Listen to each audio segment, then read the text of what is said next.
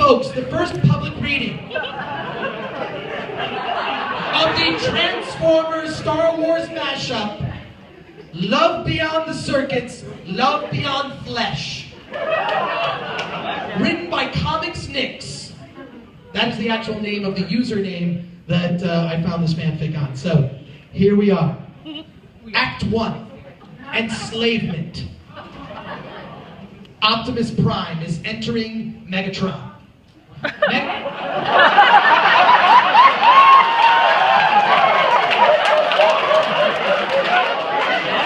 That escalated quickly. Wait for it.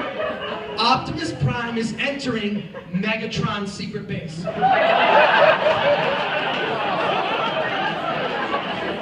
The fight was vicious, and the other Transformers got caught. Optimus needs to free them. Then he enters Megatron King. Megatron, free my Transformer pals or suffer lead metal consequences. You will never defeat the leader of the Autoboys. The Decepticons will rule the galaxy. You will have to jump over my dead corpse. It turns out it's a trap. Optimus, first of all the grammatical errors are in this. So I'm trying to correct it as we're reading it here. So if you hear us struggle on stage, it's because if we read this as written, it pretty much fucking blows. So, Optimus gets stuck into a titanium metal bar cages, and Megatron brags, Now, Optimus, you will be my financier. Will help to pay my death satellite to kill the Earth. Megatron opened his spaceship and embarks the jailbirded Optimus Prime. He set a course to a distant planet on a galaxy far, far away. After some weeks, the Megatron spaceship arrives at Tatooine. He seeks for Jabba the Hutt, who receives him. So Megatron, who brought me the specimen? I think that's more of a Watto, don't you think? Republic credits? No Republic credits on the food around here. I need something more. I need money.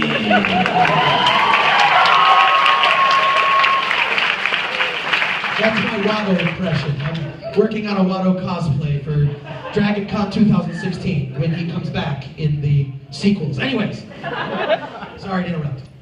Yes, where's the money? Here. And it was a good exchange, I hope we made. For sure, Jabba. Now, here, your new slave, Optimus. Ah, a new robot for my collection. You entertain my customers for some time. Optimus is very angry.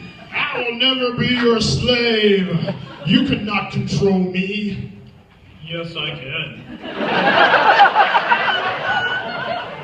If you try to escape, I will kill your cell companions. Jabba takes Optimus to his cell. There he finds the other prisoner Jabba was talking about. Hi, I'm Leia. This is R2-D2 and this is C-3PO.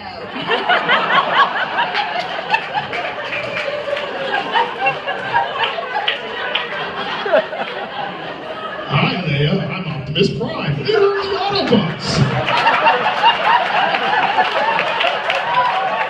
What are they going to do? Oh, Jabba said he opened a new service on Tatooine to entertain people from staying from other planets. I think he'll kill us. If only I could contact Luke, my brother. Oh, don't be afraid, Leia. I'll find a way out. Leia told him about the rebels, Han Solo in the carbonite, and her love for him. The next day, guards awakened the prisoners and took them to the Colosseum. It was very big and full of aliens and people from all over the universe. Jabba speaks at a microphone. And now we're on to Act 2, love found in chains. Greetings, dear customers. Welcome to the first luxury multi-species coliseum of the galaxy.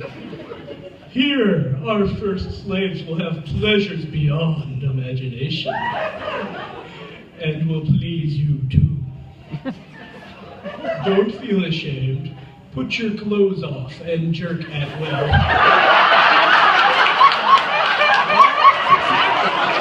That's exactly how it's written. I just want to point that out.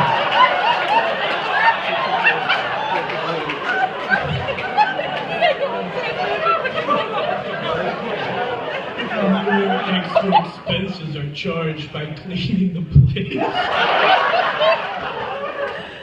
Toilet paper is at your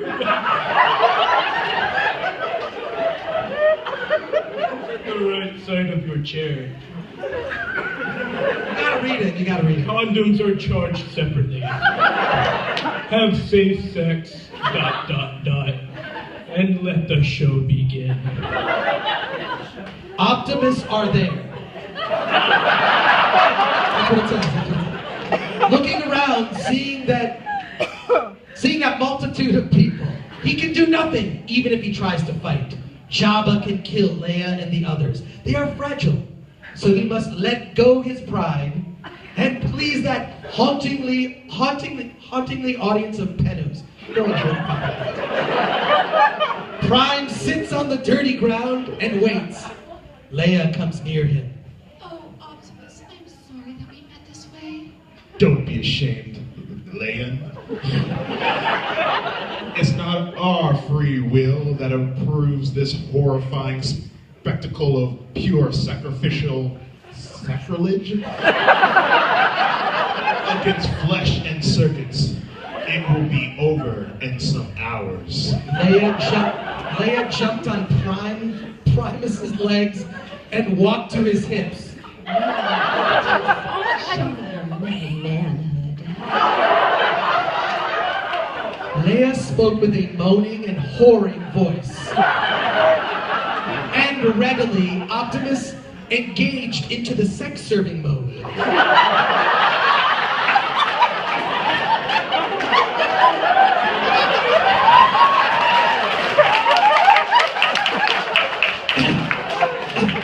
A hatch opened. And slowly, a cylindrical monster of lead and gold emerged from the opening gate. It was shining and was totally waxed. But was too big for Leia. 40 inches of diameter and 6 feet height. Jabba was not pleased. How that stupid robot can penetrate Leia now. His dick is taller than me. Megatron fooled me. Oh, Optimus, I guess I have to tenderize you for me to fully appreciate its wonderfulness. Leia, your leather-clad bikini tightened up my barren buttocks. R2-D2 approached Optimus and asked permission to land. This is the R2-D2 from the prequels that can fly with rockets. Granted, my fellow cylindrical pal, you can enter my dark caves of mystery. Bleep, blop, bloop.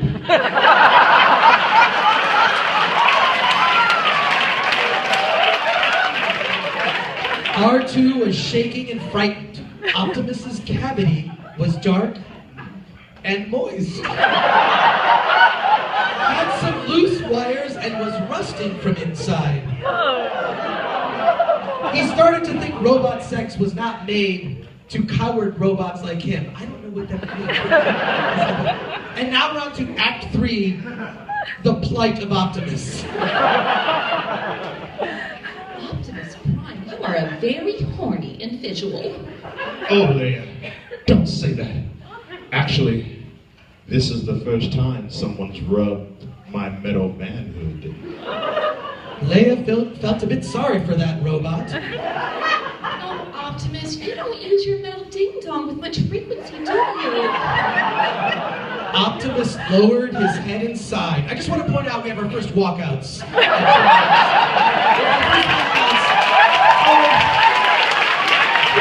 That's pretty good. So we have done our job. And so there's other people waiting in the hall that couldn't get in. Come in here to read Optimus Prime fucking Leia story. It's pretty. We'll catch you up. Wait, where? I lost our place. Where we go? Optimus lowered his head and sighed. No. It's a problem being this tall. My Autobot friends don't have sexual appetites, actually. Being the leader, I'm the only one capable of maintaining sexual intercourse systems. No other Autobot has it. And being butt penetrated.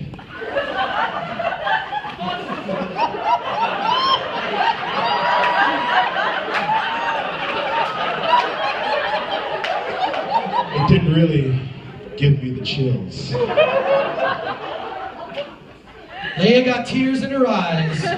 She embraced Optimus very hard, trying to console that lone robot, but life is not that easy. She wanted to be 20 feet tall at that moment. All right. My engineers are going to adapt this organic penis at your crotch. It will give something more consistent in terms of action to our marvelous customers. A couple of alien men went and started to adapt the strange alien member to Prime's body. Feel free to walk out if this is getting too much. There's like 3 more pages to this. We had the show on time, and Frank, how's the story coming, Frank? It's okay, good. So he's okay. So let's continue. Oh, that member was property of a long dead alien, Jar Jar Binks, to be more exact. After the Jedi massacre by the Emperor and Lord Vader, Jar Jar was captured when he was hiding at Tatooine by Jabba's bounty hunters. He was tortured for a week without rest. And after that time, I like this part. This is pretty good. And after that time, his body got quartered, and his penis was sealed inside a carbonite container. This guy knows his Star Wars universe, so it's like a little trophy Jabba had been saving, but his new business needed some sacrifices to be made. So now he uses Jar Jar's penis for a greater purpose. Take that, Jar Jar. After a while, it's done. The penis is active and Optimus can control it. His entire life, he has been praying for a small penis. Now, he has one, given by his owner, Jabba. Leia looked Optimus in the eyes and smiled tenderly. The Jar Jar penis was attached on the top of Optimus's metal penis. Finally, I can use my robot manhood, and it will not go obsolete. I'm so happy, Optimus. Leia climbed his metal dong and reached the top. The moment arrived finally. Optimus can make robot love. And it occurred now to Optimus that he didn't think of a plan on how to escape. But Leia looked to Optimus's eyes and made lip movements, and Prime read her lips. Contact Luke. His phone number is 1-2-3-6-3-26-7.4. And Optimus did. No one could know that he was doing that. They had no telephone jammers at the Coliseum while in contact with Luke Skywalker. Optimus gave him the coordinates of Jabba's palace, and now Luke can save Leia. Act 4. We're gonna keep reading this?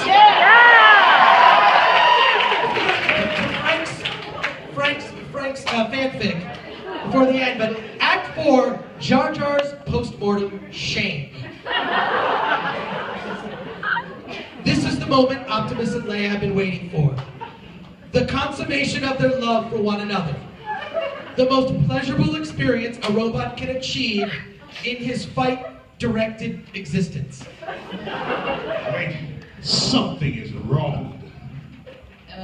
Something is very wrong. Jar Jar's ding dong got flaccid.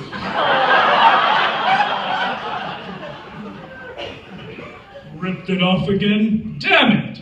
Damn you stupid dead Gungan. It simply failed. Leia lowered her head. All of the customers started to shout, profane, and throw tomatoes and lettuces at the sex slaves. Jabba got angry because his plan got all wrong and everyone wanted the money back.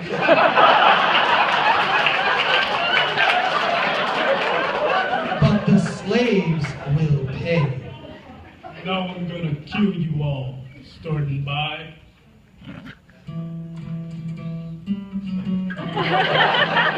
Sir, Luke Skywalker is heading to our direction. Luke, the execution will wait. Come on, robots, and Leia, you, Optimus, stay in the cage. Or Leia dies in the Sarlacc pit. If I come back and don't see you... And Optimus stayed in the cell. Go, Optimus. I cannot risk your bikini-clad death. His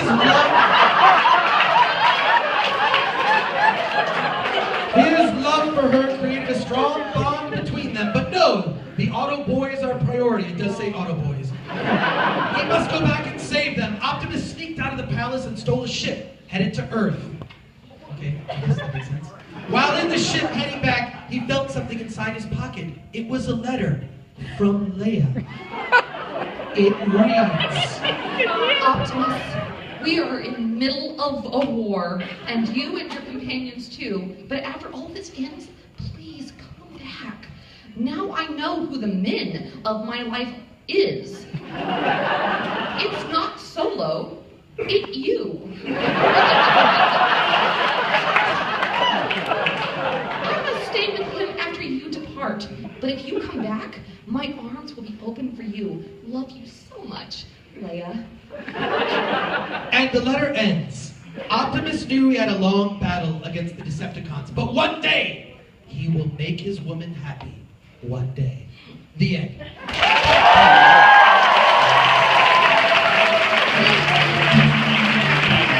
I really want to thank John Carr from Dad's Garage Improv Theater.